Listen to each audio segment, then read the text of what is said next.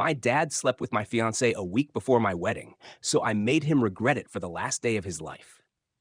So I'm 32, male. Until 6 months ago, I thought I had everything figured out.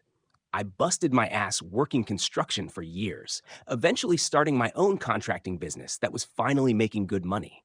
I'm not the type of guy to brag, but I'm 6'2", hit the gym 5 days a week, and drive a Ford F-150 that I paid off early.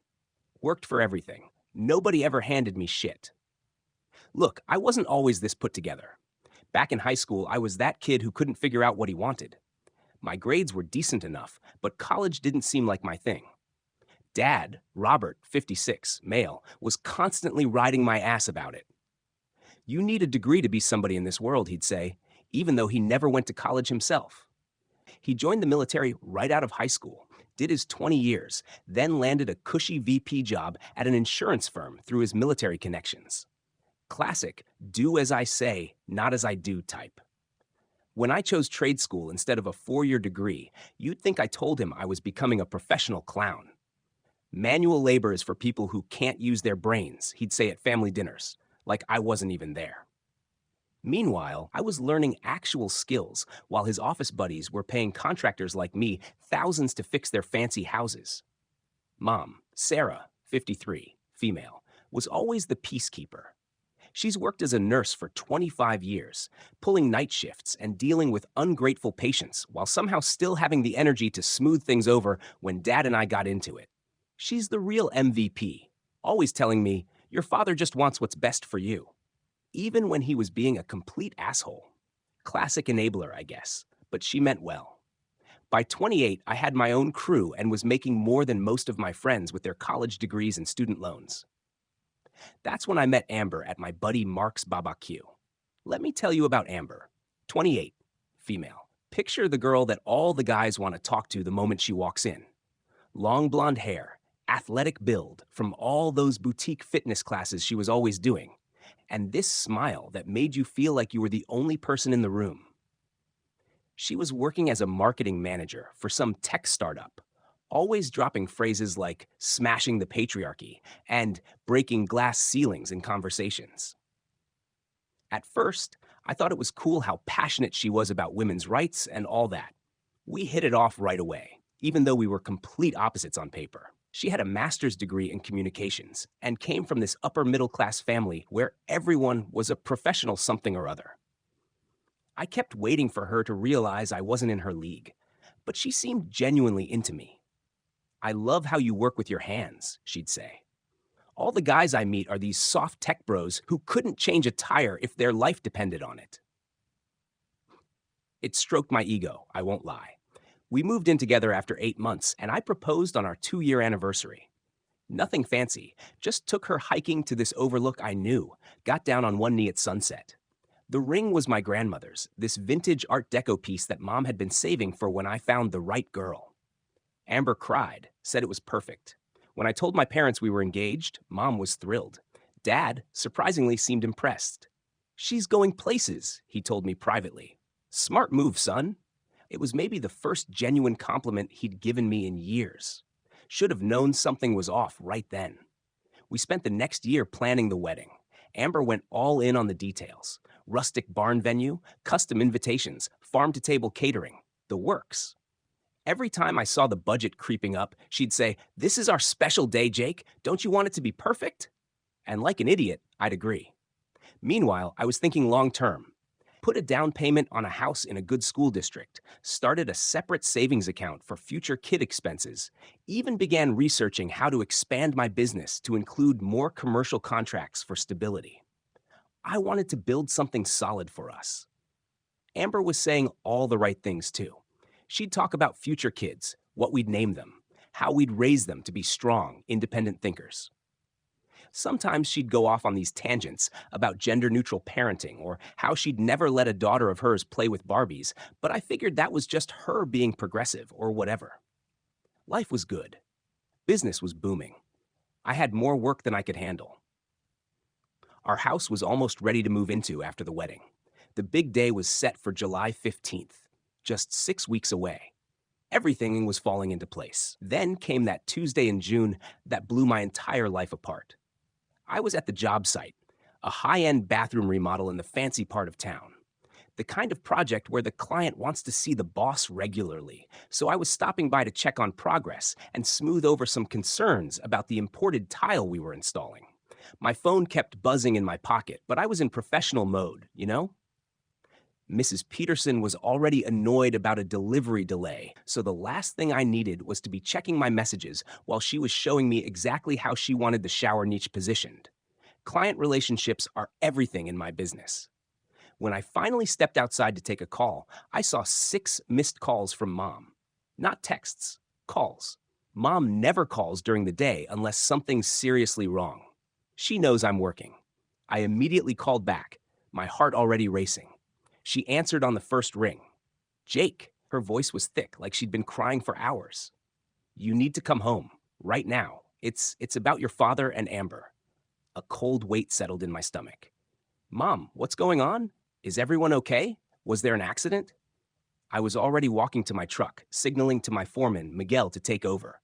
No, nothing's okay. She was struggling to get words out between sobs. Please, just come to the house. She hung up. The drive to my parents' Gornin place normally takes about 25 minutes. I made it in 15, running yellow lights and probably breaking every speed limit. My mind was racing through worst-case scenarios. Had Dad and Amber gotten into some kind of argument? Was someone hurt? Why would they even be together in the first place? Amber was supposed to be at a wedding planning retreat with her bridesmaids this week. Some spa thing about 2 hours upstate where they'd finalize all the details while getting massages and doing yoga or whatever. She'd been planning it for months, said it was a modern alternative to a traditional bachelorette party. When I pulled into my parents' driveway, I saw Amber's white Prius parked behind Dad's Silverado. My confusion deepened. Had she come back early? Why would she be at my parents' house instead of our apartment? The front door was unlocked. I walked in to find Mom sitting at the kitchen table, still in her scrubs from work. Her eyes were red and swollen, makeup streaked down her face. When she saw me, she just broke down again, covering her face with her hands. I rushed to her side, kneeling next to her chair. Mom, please, you're scaring me. What happened? She took a shuddering breath. I came home early from my shift. Migraine. I was going to lie down for a bit before my evening shift. She paused, her hands trembling as she reached for a tissue. And I heard noises from upstairs. My mouth went dry. What are you saying, Mom? I thought your father was watching something inappropriate or something ridiculous like that. But when I went upstairs, she couldn't finish the sentence, fresh tears spilling down her cheeks. A roaring started in my ears, like standing too close to a jackhammer. Where are they now? My voice sounded strange, detached, like it belonged to someone else. Still upstairs. They don't know I called you. She reached for my hand, squeezing it tight. Jake, I'm so sorry. I didn't know what else to do. I couldn't just pretend I didn't see. I felt like I'd been punched in the gut, all the air leaving my lungs. But underneath the shock, a burning rage was building. How long has this been going on? I managed to ask. Mom shook her head. I don't know for certain, but there were texts on your father's phone. I checked while he was in the shower, trying to understand. They go back months, Jake. They've been meeting here while I'm at work, and you're at your job sites. Each word felt like another knife twisting in my chest. All those late nights Amber claimed to be working on a big marketing campaign. All those girls' nights that ran suspiciously long. All those times Dad canceled our fishing trips because of sudden back pain or meetings with old army buddies. I stood slowly, my fists clenching and unclenching at my sides. Stay here, I told Mom, my voice deadly calm. She grabbed my arm, eyes wide with panic. Jake, please, don't do anything stupid. I can't handle any more right now. I gently removed her hand. I just want to see it with my own eyes. I need to know it's real. Truth was, part of me was still hoping for some insane misunderstanding. Maybe Mom had seen something innocent and jumped to conclusions. Maybe there was some explanation that wouldn't destroy the entire foundation of my life. But deep down, I already knew. The pieces were clicking into place with sickening clarity. I didn't knock, didn't call out, just pushed open the door to my parents' bedroom and stood in the doorway, taking in the scene. They were dressed, thankfully, but it was obvious what had been happening. The sheets were tangled, clothes scattered on the floor. Amber was sitting on the edge of the bed, combing her fingers through her messed up hair. Dad was buttoning his shirt with shaking hands, his back to the door. When they realized someone had entered, they both whipped around. Amber's face went from annoyed to horrified in an instant. Dad froze, one hand still on his shirt buttons. "Jake, what the fuck?" Amber shrieked, jumping to her feet. Dad just stood there, mouth opening and closing like a fish out of water. For a second, nobody moved. It was like time froze, this perfect moment of clarity where I saw exactly who these people were. Then something strange happened. I laughed. It wasn't a happy sound, more like the noise you'd make if someone punched you in the stomach. "Don't stop on my account," I said, my voice unnervingly steady. "Seems like you two have a good thing going." "Son, I can explain." Dad finally found his voice. "Don't call me that," I cut him off sharply. "You don't get to call me that anymore." Amber had shifted into damage control mode, tears already streaming down her face. Though she took a step toward me, hands outstretched. "Jake, baby, this isn't what it looks like. I swear to you." "Really?" I crossed my arms, leaning against the doorframe, because it looks exactly like my fiancée is screwing my father in my parents' bed. I nodded toward her ears. "While wearing the diamond earrings I bought you for Christmas." Her hand flew to her ear reflexively, and her expression shifted from fake contrition to pure panic. "How long has this been going on?" I demanded. They exchanged a quick glance, which only fueled my rage. "How? Long?" I slammed my fist against the doorframe hard enough that a framed photo fell off the wall and shattered. Amber flinched. 3 months, she whispered. "But Jake, it didn't mean anything. It was just physical. I've been so stressed about the wedding and—" "Spare me the bullshit," I interrupted, unable to stomach her excuses. "Get dressed and get out, both of you." Dad drew himself up, some of his usual authority returning to his voice. "This is my house, son. You can't tell me to leave my own house." "Ask Mom if it's still your house," I replied coldly. "She's downstairs, by the way. She's the one who caught you. She's the one who called me." The color drained from his face as the implications sank in. I turned my attention back to Amber. "You have 5 minutes to get your shit and go. Anything you leave behind gets thrown in the trash where it belongs." She started sobbing harder, shoulders shaking dramatically. "But where am I supposed to go? All my stuff is at our apartment." "Should have thought about that before you decided to screw my father," I said. I turned to leave, then stopped, remembering something important. "Oh, and the ring stays. That's a family heirloom from my grandmother, and clearly you were never meant to be family." Her crying abruptly stopped, replaced by indignation. "You can't do this," she snapped, eyes suddenly dry. "I've put so much into this relationship. I've put up with your juvenile friends, your obsession with those stupid sports games, your disgusting protein shakes in the blender at 5 a.m. I just stared at her, amazed at the entitlement. The woman who'd just been caught cheating with my father was now listing my supposed failings as a partner. It was almost impressive in its delusion. "You deserve exactly what you're getting," I said quietly. "Nothing." Dad tried to approach me, adjusting his stance to the one he'd used to intimidate me throughout my childhood. "Jacob, we need to talk about this like men." That's when something in me snapped. In 2 quick strides, I crossed the room and grabbed him by the throat, pushing him against the wall with my forearm across his windpipe. Up close, I could see every line on his face, the fear in his eyes as he realized I wasn't that scrawny teenager anymore. "Like men?" I growled, my voice barely recognizable. "Men don't fuck their sons' fiancés. You spent my entire life preaching about honor and responsibility and family. You're nothing but a hypocrite and a coward." I released him and stepped back, my hands shaking with adrenaline. He slumped against the wall, gasping. "You both disgust me," I said, my voice flat.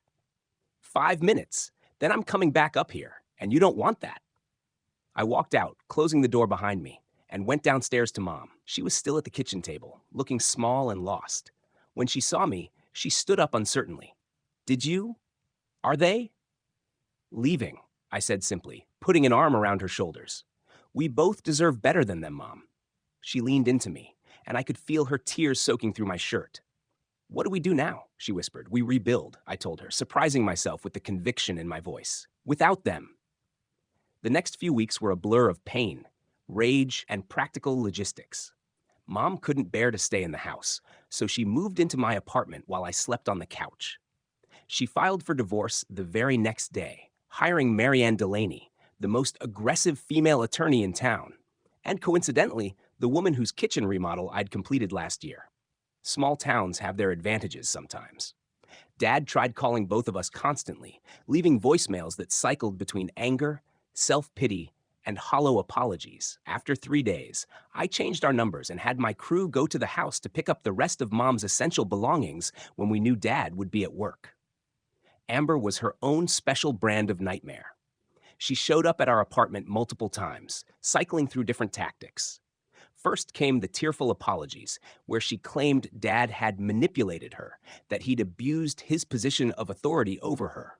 She was always the victim in her own story. When that didn't work, she switched to anger, accusing me of being emotionally unavailable throughout our relationship. According to her revised history, I'd driven her to look elsewhere for validation because I was obsessed with work and never listened to her needs. The final straw came when she showed up at 11 p.m. on a Tuesday, screaming in the hallway that I was emotionally abusive and that she'd sacrificed her career ambitions for me. Our neighbors got quite a show that night. I calmly opened the door, set a box of her remaining stuff in the hallway, including printouts of the explicit texts between her and my father that Mom had forwarded to me, and handed copies to the neighbors who'd gathered to watch the spectacle. "Here's who she really is," I told them before closing the door in her horrified face. Mrs. Patel from 4B, a sweet Indian grandmother who'd always brought us homemade samosas, picked up one of the pages, adjusted her reading glasses, and gasped loudly. "Shameless!" she declared, loud enough for everyone to hear. That was the last time Amber showed her face at our building. Meanwhile, I was systematically dismantling what would have been our life together. I canceled all the wedding arrangements, lost some deposits, but it was worth every penny not to marry that snake. The relief of not going through with the wedding honestly outweighed the financial hit.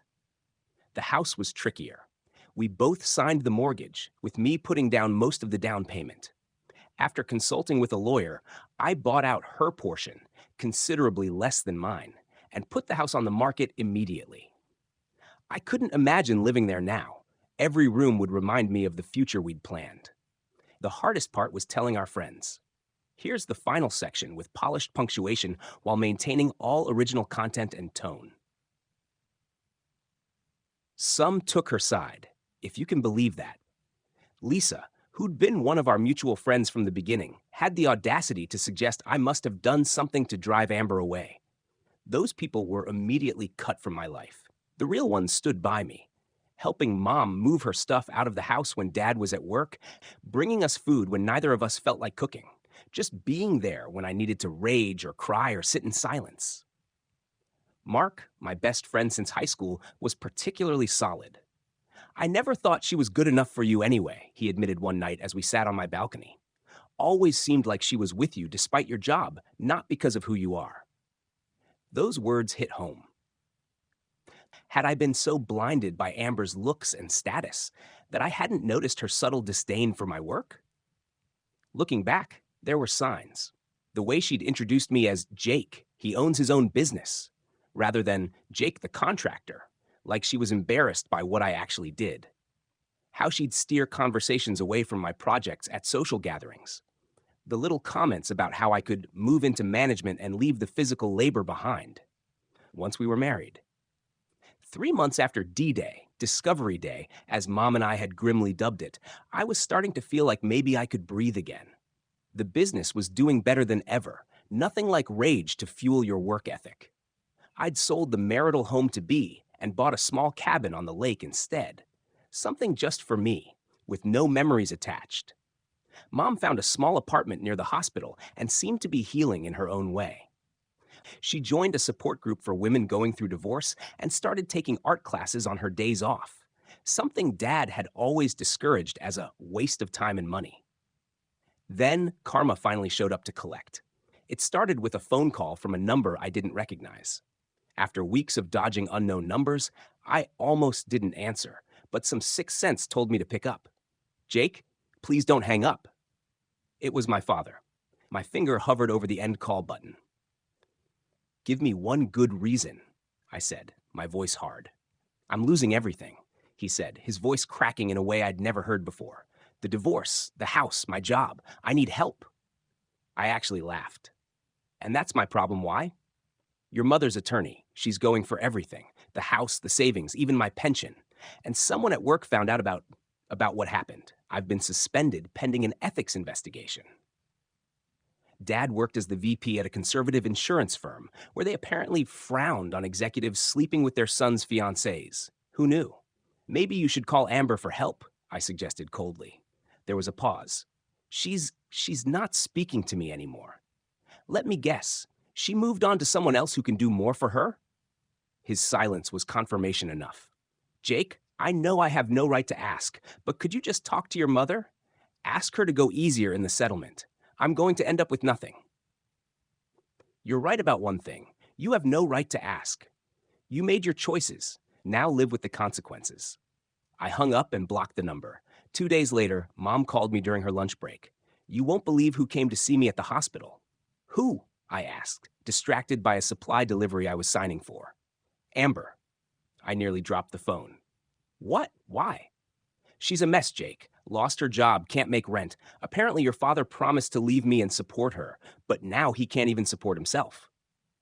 I snorted. "And what? She thought you'd help her?" "No. She wanted me to convince you to help them. Both of them." The audacity was almost impressive. "What did you say?" Mom's voice turned hard, something I rarely heard from her. "I told her I raised a smart son who doesn't waste time on trash." I smiled for what felt like the first time in months.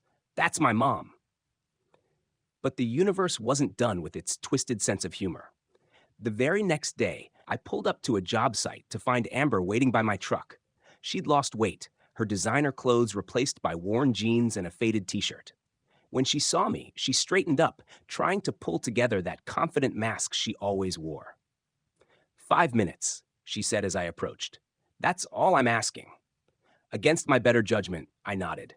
"Clock's ticking." "I made a terrible mistake," she started, those practiced tears already forming.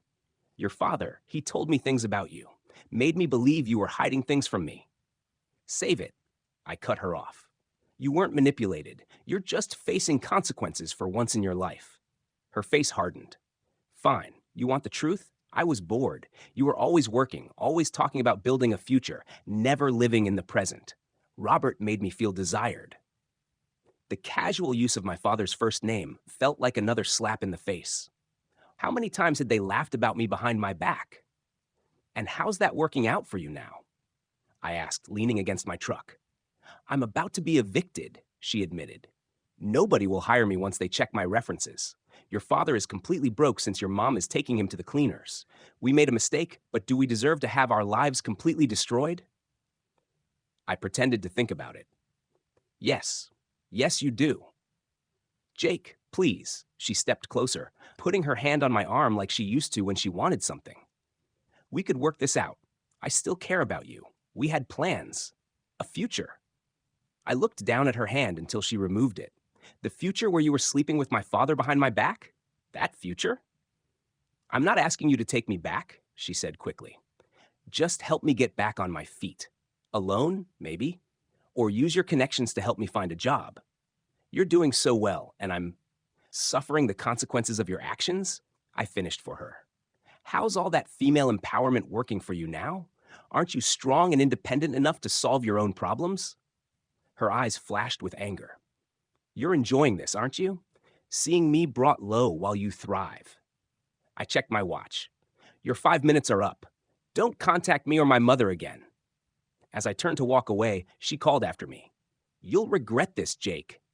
I'll make sure everyone knows what kind of man you really are." I paused, looking back over my shoulder. "Make sure you include the part where you slept with my father. I'm sure that'll win people over to your side." Her threat stuck with me, though. I knew Amber. She was vindictive when cornered, and I'd built a reputation in this town that my business depended on. I needed to protect myself. That night, I called Mark, my closest friend and the only person who knew every detail of what had happened. I need to send a message, I told him after explaining Amber's visit. Something that makes it clear they can't mess with me anymore. Mark was quiet for a moment.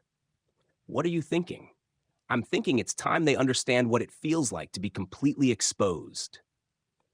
The plan came together over the next few days. Mark's sister, Jen, worked at the country club where Dad was still clinging to his membership. One of the few things Mom's lawyer hadn't been able to touch yet because it was in his name only. It was his last connection to his old life, the place where he networked and pretended everything was fine. Jen confirmed what I'd suspected. Dad had been bringing Amber there, introducing her as his personal assistant to his business contacts, trying to help her land a job. The hypocrisy was unbelievable. He was still playing the devoted family man at the club, telling everyone Mom and I were going through some things, but that it would all blow over soon. The country club was hosting their annual charity gala that weekend, the biggest social event of the year in our small town. Everyone who was anyone would be there, including all of Dad's colleagues and potential business connections for both of them. Jen confirmed they were on the guest list. Dad had donated heavily to the charity in previous years, so despite the rumors starting to circulate, the club hadn't pulled his invitation. Perfect. I made some calls to people who owed me favors, contractors, business associates, clients who'd been happy with my work, people with influence in town. The plan wasn't just about humiliation. It was about making sure their lies couldn't take root. The night of the gala, I dressed in my best suit, the one I'd bought for the rehearsal dinner, ironically, and showed up with Mom on my arm. She looked amazing in a new dress that actually fit her properly, instead of the frumpy things Dad always insisted she wear because they were age-appropriate. The looks when we walked in were priceless. Dad nearly choked on his sparkling water. Amber, standing beside him in a borrowed dress that was slightly too big, turned white as a sheet. They were clearly not expecting us. "What are you doing here?" Dad hissed when we approached them directly. I smiled pleasantly. "Supporting the charity, of course. Mom's the guest of honor. Didn't you know?" His eyes darted to her in confusion. "The hospital nominated me for the Community Service Award," Mom explained sweetly, "for my work with domestic violence victims." This was true. Mom had coordinated a program at the hospital for years, something Dad had always minimized as her little project. The nomination had come months ago, but the timing couldn't have been better. Amber shifted uncomfortably. "We should probably go, Robert." "Before you do," I said, raising my voice slightly so people nearby could hear, "I wanted to thank you both properly." They froze, looking trapped between me and the crowd of curious onlookers. "Thank us?" Dad repeated, a warning in his eyes. "Absolutely." I clinked my water glass against his. "If you two hadn't shown me your true colors, I might have wasted years of my life on people who didn't deserve it." People were definitely listening now, conversations quieting as they strained to hear. "Jake, please," Amber whispered, her eyes darting around nervously. I ignored her. Instead, "I've doubled my business, bought a lake house, and realized who my real friends are." I raised my glass higher. "To karma." Several people nearby, who'd been clued in ahead of time, echoed, "To karma." Dad grabbed my arm roughly. "That's enough. You've made your point." I looked pointedly at his hand until he removed it.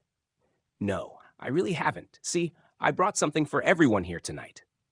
I nodded to Mark, who was working the event as a favor to his sister. He dimmed the lights slightly, and the projector screen lowered from the ceiling at the front of the ballroom. "What is this?" Amber demanded, panic rising in her voice. "Just a little slideshow I put together," I said. "Don't worry, it's totally PG-13. The screen lit up with images, screenshots of their text messages, with the most explicit parts blurred, hotel records, timestamps matching Amber's girls' nights and Dad's business meetings, security camera stills showing them entering hotels together. No explicit content, I wasn't that cruel, but more than enough to tell the story. Each image appeared with a simple caption explaining what it showed. May 7th, while I was building our house, these two were building a different kind of relationship. June 2nd, Dad's back pain apparently only hurt when I invited him fishing. February 14th, Amber told me she was working. Actually, she was working with my father. The room went dead silent except for gasps and whispers. I looked around and saw Marianne Delaney, Mom's divorce attorney, filming the whole thing discreetly on her phone, a satisfied smile on her face. The final slide simply read, "Character is what you do when no one is watching." When the lights came back up, Amber was crying, and Dad looked like he wanted to disappear into the floor. The club president approached, his expression grim. "Robert, I think it would be best if you left now. Your membership will be reviewed by the board." Dad looked at me with pure hatred. "You've destroyed me." I stepped closer, keeping my voice low but intense. "No, you destroyed yourself. I'm just making sure everyone knows it." As security escorted them out, I heard Amber sobbing to anyone who would listen that it was all a misunderstanding, and she was being persecuted. Nobody was buying it. Mom squeezed my hand. "Was that too much?" she whispered. I watched them leave, shoulders hunched in defeat. "No," I said finally. "That was exactly enough." Epilogue. It's been a year since that night at the country club, and sometimes I still can't believe how much has changed. My contracting business has expanded to 3 neighboring counties.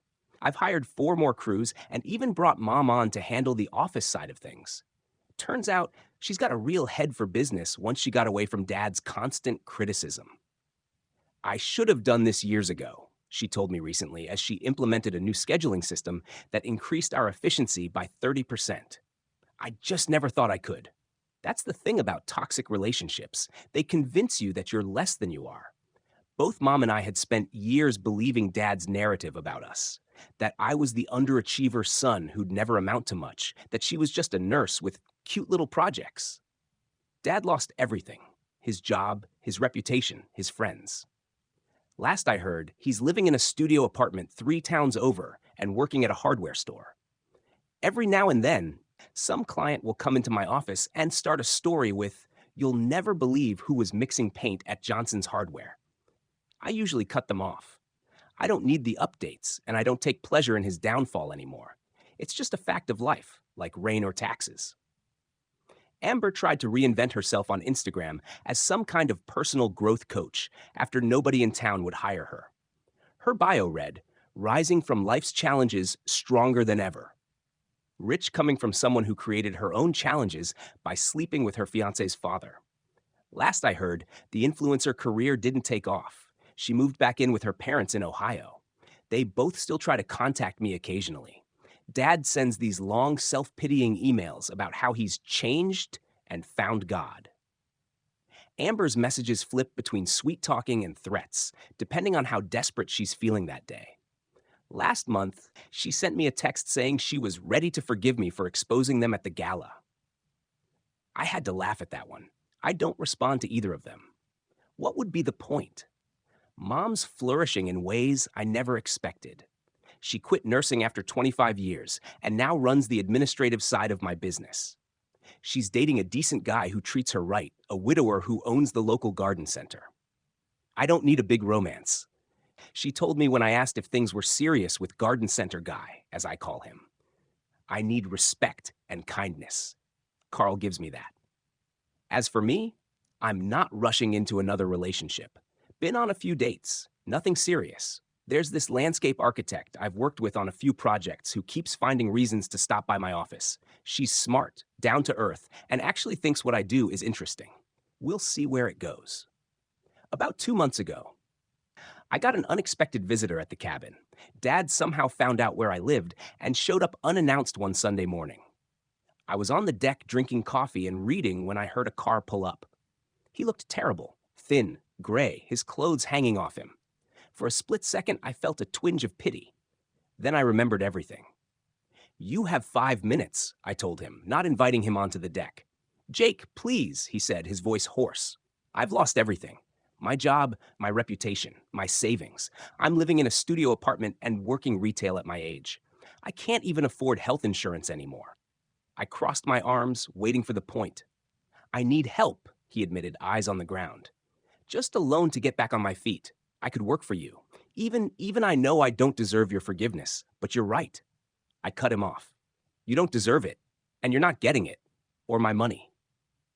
He looked up, desperation in his eyes. "I'm your father." "No," I said calmly. You gave up that right when you decided to sleep with the woman I was going to marry.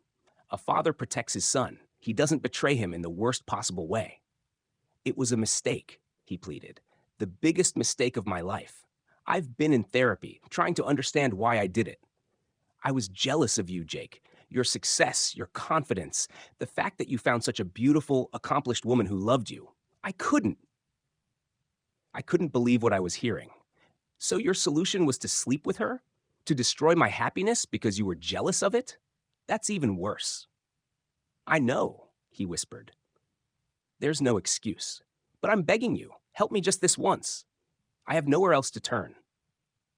I studied him for a long moment.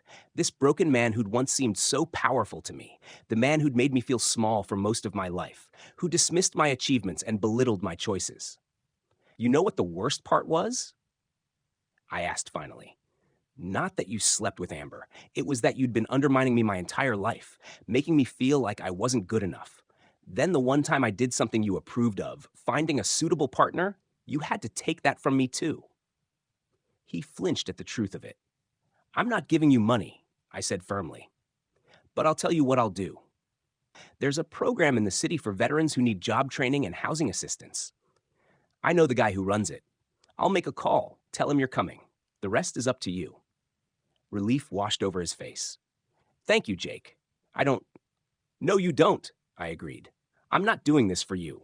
I'm doing it for me because I don't want to carry this anger anymore. But Dad, this is it. This is the last thing I ever do for you. After this, we're done.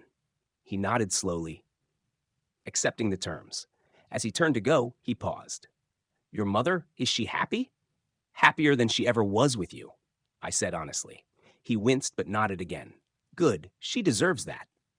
At least we could agree on one thing. A week after Dad's visit, I got a text from an unknown number. It was Amber, of course. All it said was, I heard you helped Robert. What about me? I blocked the number without responding. Some people never learn.